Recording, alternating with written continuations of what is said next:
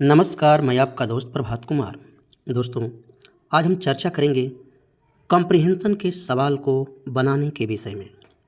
सी set में दोस्तों लगभग 25 से 30 तक केवल कॉम्प्रिहेंशन के सवाल पूछे जाते हैं। यदि आप थोड़ा सा इत्मीनान से इस वीडियो को देखने की कोशिश करेंगे तो हम गारंटी देते हैं कि आप इन सारे सवालों को आंख बंद करके सही कर लेंगे। तो दोस्तों, आइए बिना देरी करते हुए वीडियो को शुरू किया जाए। दोस्तों, सबसे पहले हम बात करेंगे कॉम्प्रिहेंशन कितने प्रकार का आता है। जो कॉम्प्रिहेंशन दिए जाते हैं सीसेट में वो कितने तरह के होते हैं। तो दोस्तों, मुख्य रूप से यह कॉम्प्रिहेंशन 3 प्रकार के हमें देखने को मिलते हैं। पहला, साधारण प्रश्न। ये जो साधारण प्रश्न हम कह रहे हैं, साधारण प्रश्न वाले कॉम्प्रिहेंशन, तो दोस्तों एक ऐसा कॉम्प्रिहेंशन जिसको आप पढ़ करके तुरंत आसानी से जवाब दे सकते हैं। अर्थात जब आप इसको पढ़ते हैं तो उसका जवाब उसी कॉम्प्रिहेंशन में बिना लाग लपेट के, बिना दिमाग ज़्यादा खपाए हुए ही आपको मिल जाते हैं। तो ऐसे प्रश्न वाले कॉम्प्रिहेंशन को साधारण प्रश्न वाले कॉम्प्रिहेंशन की श्रेणी में हमने डाल रखा है। दोस्तों, दूसरा जो कॉम्प्रिहेंशन आपसे पूछा जाता है वह पूर्व अवधारणा वाले प्रश्न होते हैं। दूसरा कॉम्प्रिहेंशन पूर्व अवधारणा प्रश्न वाले होते हैं। दोस्तों, इसमें ऐसे सवाल आपको पूछा जाता है कि उपर्युक्त परिच्छेद के आधार पर निम्नलिखित पूर्व अवधारणाएं निकाली जा सकती हैं या क्या पूर्व अवधारणाएं हैं। तो दोस्तों, ऐसे कॉम्प्रिहेंशन को हम पूर्व अवधारणा प्रश्न वाले कॉम्प्रिहेंशन कहते हैं। दोस्तों, जो तीसरा कॉम्प्रिहेंशन जो आता है उसमें आपसे पूछा जाता है कि उपर्युक्त परिच्छेद के आधार पर निष्कर्ष, निहितार्थ, भावार्थ और भविष्यात्मक कथन को स्पष्ट कीजिए। बताइए उस पैराग्राफ का अर्थात परिच्छेद का निहितार्थ क्या है, उसका भावार्थ क्या है, निष्कर्ष क्या है, अथवा भविष्य कथन क्या हो सकता है। तो दोस्तों, ये 3 श्रेणियां हमने बना के रखी हैं कॉम्प्रिहेंशन के। दोस्तों, जैसे हम एक और आपसे चर्चा करेंगे, कॉम्प्रिहेंशन के प्रश्न पूछे कैसे जाते हैं। तो आप देखिए, इसमें नीचे लिखा हुआ है 3rd पॉइंट में निष्कर्ष, निहितार्थ, भावार्थ, भविष्यात्मक। तो ऐसे ही उसमें प्रश्न पूछे जाते हैं, उसका निष्कर्ष क्या होगा। हम जैसे एक प्रश्न के विषय में चर्चा करेंगे। आप देखिएगा, जैसे कहा जाता है आपसे, निम्नलिखित कथनों में से कौन सा एक इस परिच्छेद द्वारा निगमित हो सकने वाला सर्वाधिक युक्त और तर्क संगत अनुमान को सर्वोत्तम रूप से प्रतिबिंबित करता है। दोस्तों, इसी प्रकार एक नेक्स्ट प्रश्न यदि पूछा जाता है अवधारणा वाले जैसे, उपर्युक्त परिच्छेद के आधार पर पूर्व धारणाएं बनाई गई हैं। दोस्तों, आप नेक्स्ट देखेंगे, निम्नलिखित प्रश्नों में से कौन सा एक इस परिच्छेद के लेखक द्वारा व्यक्त सर्वाधिक युक्त तर्क संगत और व्यवहारिक संदेश को सर्वोत्तम रूप से प्रतिबिंबित करता है। दोस्तों, इसी प्रकार प्रश्न हमारे पूछे जाते हैं। दोस्तों, हम आगे इन्हीं बिंदुओं में इसी वीडियो में आपको ऐसे कीवर्ड बताएंगे कि जिन कीवर्ड को जानने के बाद आप गारंटी देते हैं कि आप सारे प्रश्नों को सही करेंगे। दोस्तों, हम जानेंगे कॉम्प्रिहेंशन में कैसे प्रश्न पूछा जाता है। तो दोस्तों, कॉम्प्रिहेंशन में केवल 2 ही प्रकार के प्रश्न तो पूछे जाते हैं। कौन सा कथन सही है तथा कौन सा कथन गलत है, यही तो हमें चारों ऑप्शन में से खोजना होता है। कॉम्प्रिहेंशन को पढ़ते समय कौन सी सावधानियां बरती जाएं? दोस्तों, कॉम्प्रिहेंशन को पढ़ते समय आप जल्दीबाजी ना करें। दोस्तों, भले ही कॉम्प्रिहेंशन पढ़ने में थोड़ा 10 सेकेंड 20 सेकेंड आपको समय अधिक लगे, लेकिन उसको जल्दीबाजी में आप पढ़ने का प्रयास ना करें, अन्यथा उसी कॉम्प्रिहेंशन को पढ़ने में कब 2 मिनट आपका 5 मिनट में बदल जाएगा आपको पता भी नहीं चलेगा। इसलिए आप एक सामान्य स्पीड से पढ़ें।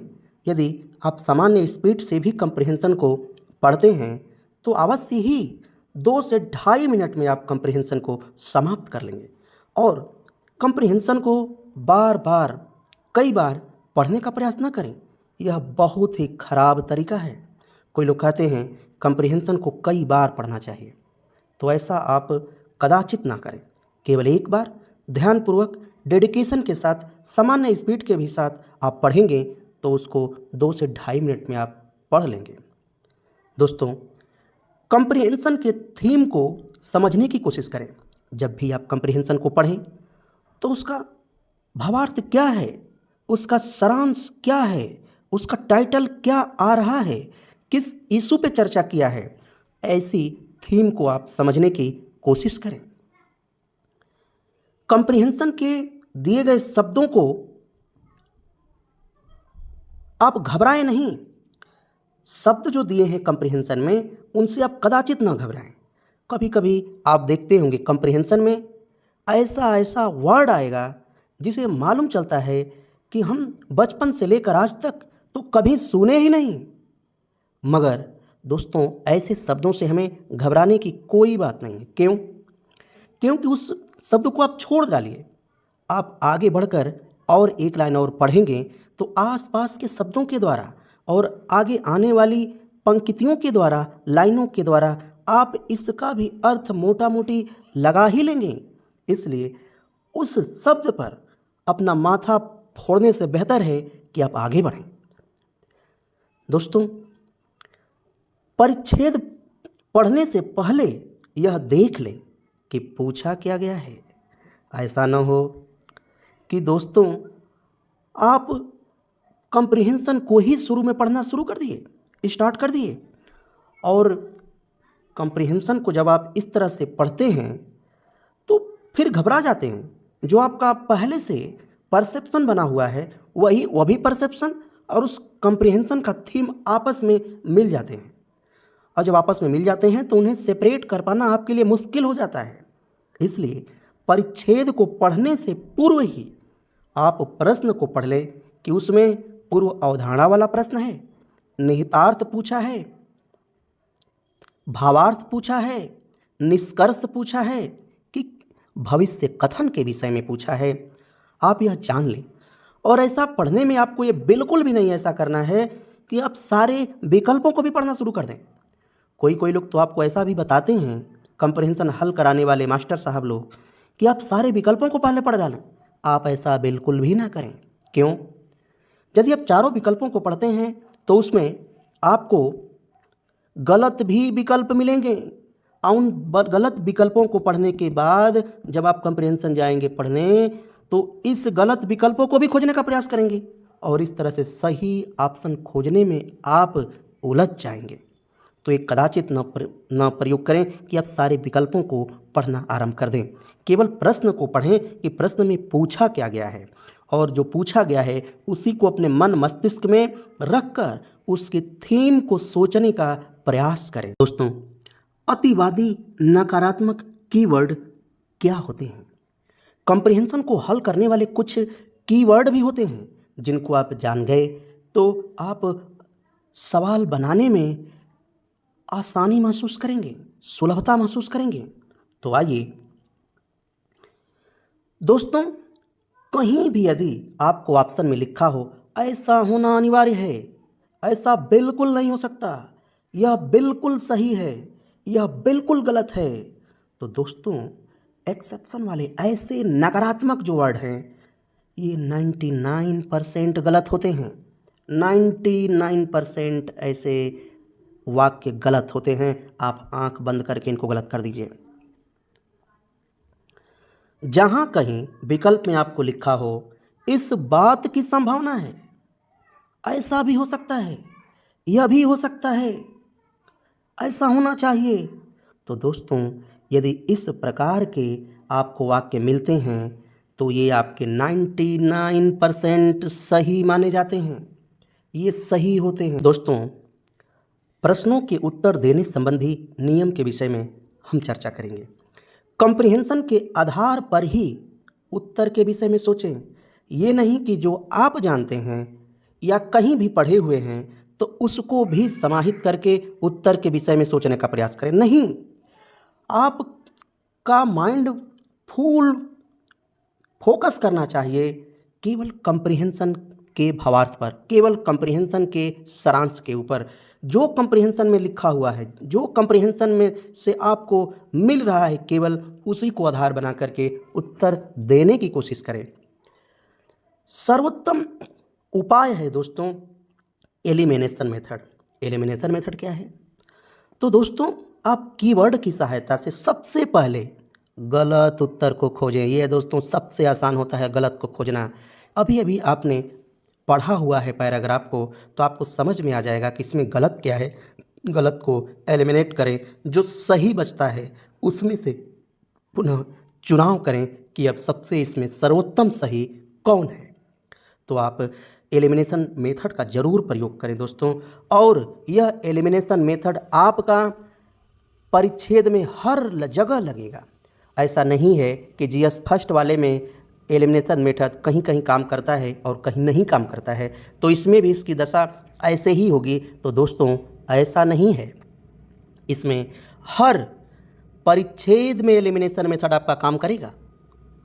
दोस्तों, यदि आवश्यक हो, यदि कोई लाइन हिंदी की लिखी हुई आपको ट्रांसलेशन समझ में न आवे, तो आप अंग्रेजी ट्रांसलेशन भी पढ़ें। हम ऐसा बिल्कुल नहीं आपसे कह रहे हैं कि आप पूरा परिच्छेद इंग्लिश वाला पढ़ें, नहीं। केवल हिंदी की जो लाइन आपको नहीं समझ में आई है, केवल और केवल वही लाइन इंग्लिश की टॉपिक में पढ़ें। दोस्तों,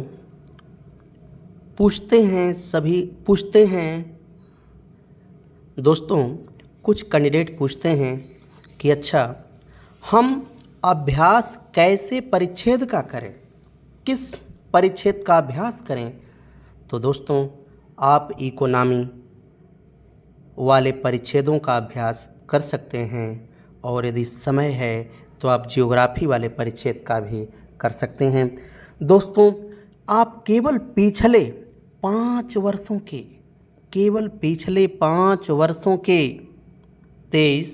22, 21, 20 और 19 केवल 5 वर्षों के सीसेट का पेपर हल करके देखें। दोस्तों, केवल आप 5 प्रश्नों को बना लेते हैं, केवल 5 प्रश्न पत्रों के ये कॉम्प्रिहेंशन के सवाल यदि बना लेते हैं दोस्तों, तो हम गारंटी करते हैं कि सीसेट अब आप क्रैक कर लेंगे। नमस्कार, मैं आपका दोस्त प्रभात कुमार।